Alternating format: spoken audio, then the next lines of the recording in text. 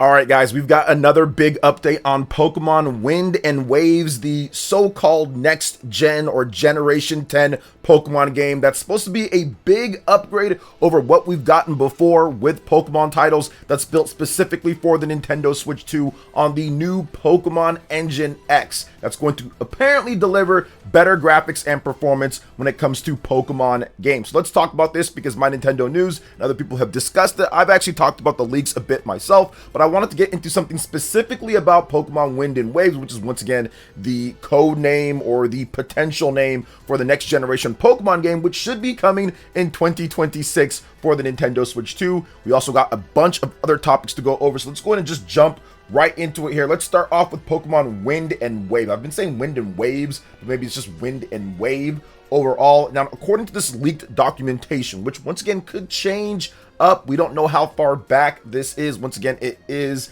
leaked or hacked information here.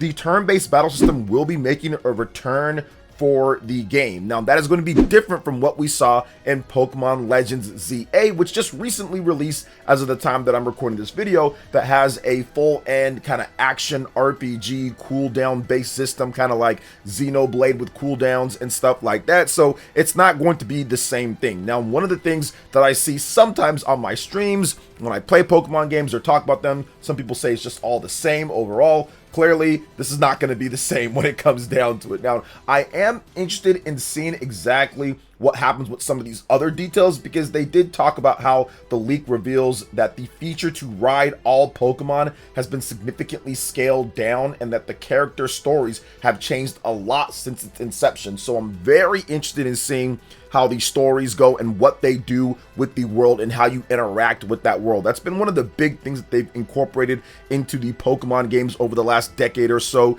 different ways to interact with the world. Pokemon Scarlet and Violet and Pokemon Legends Arceus in particular had a bunch of different ways that you can interact, that you can climb up the walls, that you can soar through the skies. There was all sorts of stuff. So it's going to be cool to see what they do there with the interaction with the world and how they actually do that. Now, the character stories, probably one of the best things with Pokemon is how they handle some of the stories. If you've played Pokemon Scarlet and Violet, yes, at launch, definitely issues overall, but the story in the game was fantastic. And of course, if you're playing Pokemon Scarlet and Violet on the Nintendo Switch 2 with the free update, then it runs like a dream and you can enjoy that great story without all the other issues that people dealt with back in 2022, or if you're playing the game on the Nintendo Switch 1. So stories have always been, I would say, pretty good. Legends Arceus has a pretty good story. I'm kind of digging what Pokemon Legends ZA has, Pokemon Black and White. There's been a bunch of Pokemon games, if you really dig into the lore of it, they're fantastic overall. I'd probably say that that's one of the best things about Pokemon Scarlet and Violet is the actual story in the game. I was pretty much engaged throughout the whole thing. So I'm interested to see how they're going to mix it up or change it from what we've seen before when it comes down to this, because that's actually one of their strong suits. Outside of multiplayer, the one other strong suit that I think Game Freak has is how they do some of the stories in these Pokemon games. It always starts out as something that's like, okay, that's not that big of a deal. You're just in this area, in this world, and then it turns out to be some type of huge, massive, dimensional Pokemon is coming to tear everything into cyberspace, and you have to make sure that that doesn't happen. And it's very intricate in how it ties in other generations, other regions. So I'm wondering exactly how they're going to pull this one off, but I'm definitely looking forward to it overall. But before we get to the next topic here, please make sure you hit that like button, subscribe if you're someone new, and click that notification bell to get my videos as soon as they drop. And we've got some awesome giveaways that are going down for Pokemon Legends ZA, in addition to Hyrule Warriors Age of Imprisonment, Kirby Air Riders, and Metroid Prime 4. So make sure you subscribe to know when we're going to be dropping those codes to give away. All right, let's go ahead and jump into the next topic here. And we're going to be discussing Trails in the Sky first chapter. I really wish they would have got this out sooner from the time that the game released, because I'm playing Pokemon Legends ZA at this point. But we've got a brand new update for Trails in the Sky first chapter that really helps things out on the Nintendo Switch 2 specifically, because there was an issue. The game apparently runs at 4K 60 docked up, and that 4K causes a few issues here and there while docked. Now, in importable mode, it's definitely better, but there were some frame rate drops here and there. But I put 26 hours into the game, and I felt that it was a pretty good experience overall. but now we actually have performance settings on the Nintendo Switch 2. So if you want lower resolution to get a more locked 60 FPS performance, you can do that. Now, it does look a bit softer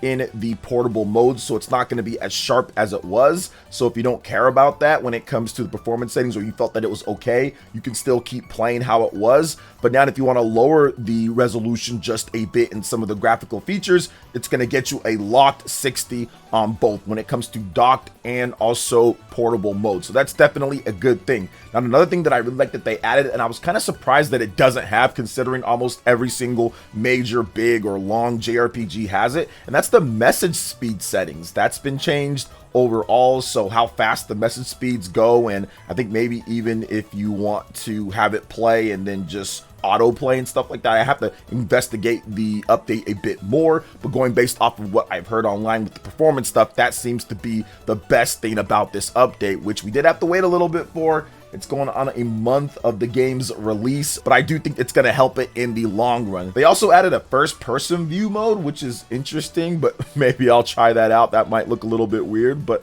hey, if you want to play it that way, the option is there. And a UI hide function added as well, if you want to just clear up the UI if you know the buttons and you don't really need to have the button prompts up like that, which is, once again, nice little quality of life feature that they put into there. So definitely a good update. Very happy to see that Falcom is taking the Nintendo Switch 2 seriously. They're not waiting to support it. They're supporting it within the first number of months. We've got some good updates when it comes to their biggest games. And I like the fact that they've already pledged that full support to the Nintendo Switch 2, advertising and saying, hey, you're going to get a great experience as well. And as they get more comfortable with the hardware, you're going to see where this stuff doesn't take a month to come out when it comes down to it. It's going to be in there from the beginning. For example, like the latest Ys 10 game, the Proud Nordics, that's going to have a 120 FPS mode on the Nintendo Switch 2 when it launches. So definitely good to see there. So what do you guys think about Trails in the Sky First Chapter Update version 1.05? Let me know in the comment section below. All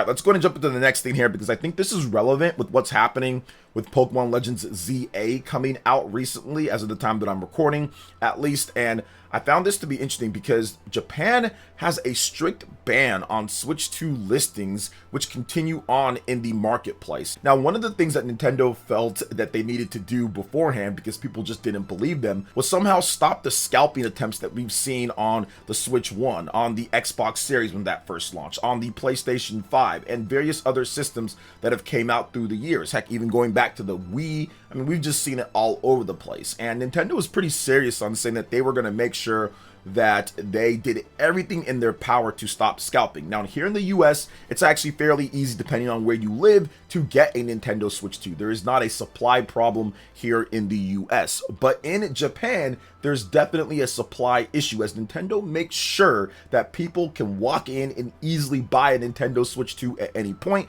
as it is more of a full-scale, I would say, upgrade, a full-scale sequel and addition to the Nintendo Switch 1, where people are still playing their Switch 1s.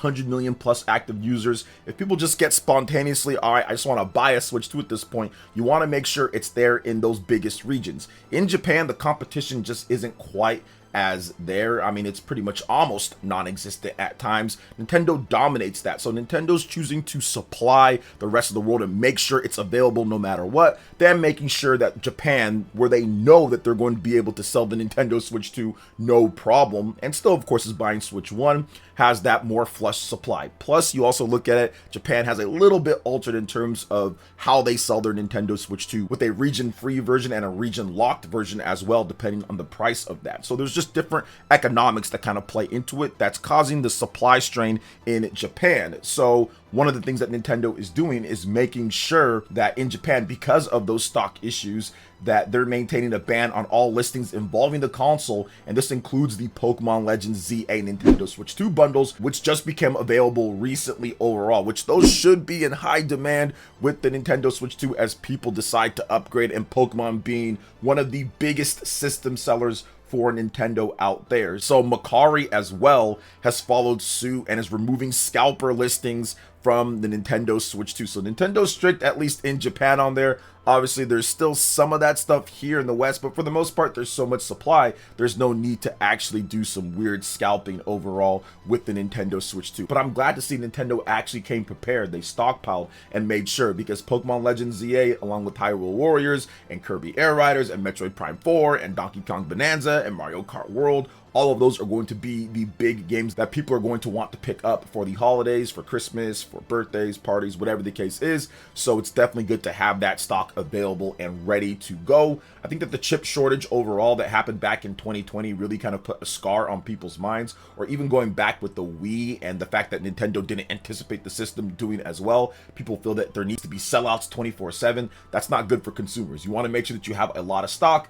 and when the next PlayStation 6 comes out, or the next Xbox comes out, or whatever the case is, they're going to make sure that they have plenty of stock and it's available in stores. They're not going to let the same things happen overall, because you don't want people walking in and not being able to buy it. That's a loss of a sale, and you never know what's going to happen. They might go to somewhere else, they might buy something else instead, might not have the money later. So you want to make sure that you have that stock available, ready to go. So what do you guys think about Japan and their ongoing listing to make sure, especially in Japan with the scalping situation that could be happening because there is supply constraints? What do you think about it? Let me know in the comment section. Now we are going to move on to the next topic here, and this is something that I just want a lot of you guys to try out if you haven't done it yet, because it's one of my favorite games of all time, and that is Shin Megami Tensei 5 Vengeance. This is a retooled, repackaged, and enhanced version of the original Shin Megami Tensei 5 that released in 2021 on the Nintendo Switch 1 originally, but then got later ported over to the Switch 1 in addition to PlayStation, Xbox, and PC. Now, Nintendo's next Switch online game trial is Shin Megami Tensei 5. So if you have NSO, you can just go there and try it out for free. I mean, it's one of those things to where there's really no risk if you already pay for the NSO service, and you're just going to be able to download it and try it out for a number of days. Now, the game on the Nintendo Switch 1 is still a little rough in some areas depending on how much stuff is going on in the world, but if you play the Switch 1 version on Switch 2, it locks it down to 30 FPS, and it also loads faster and looks a bit sharper depending if you're playing docked or portable mode. So I highly recommend the game. Now, if you already have a PlayStation 5 or Xbox Series, and if you want that 60 FPS or PC or Steam Deck or whatever the case is, you can try it out there. But if you don't have those, or if you want to be able to play it on your Nintendo system, whether it's the Switch 1 or the Switch 2, I highly recommend trying out this one, especially since people talk about, man, they really want good monster tamer or monster battler type of games.